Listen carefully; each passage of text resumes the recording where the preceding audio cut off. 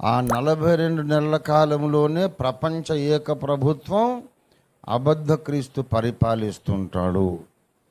ఈ 42 నెలలు కంప్లీట్ కాగానే, అంటే 7 ఏండ్ల కాలంలోని సెంట్రల్ స్పాట్, మిడిల్ స్పాట్ అన్నమాట. మధ్యలో సగం అయిపోయింది, ఇంకా సగం ఉంది. ఆ కాలఘట్టములో వాడు ఏం చేస్తాడు? నాశనకరమైన హేయ వస్తువుని ఎక్కడ నిలబెడతాడు? పరిశుద్ధ స్థలంలో నిలబెడతాడు. అప్పటికి కాలములు అర్ధకాలం గడుస్తాయి. వారము ప్రారంభమై 7 ఏండ్ల మహాశ్రమల కాలం ప్రారంభమై 1260 రోజులు గడుస్తాయి. 42 మాసాలు గడుస్తాయి.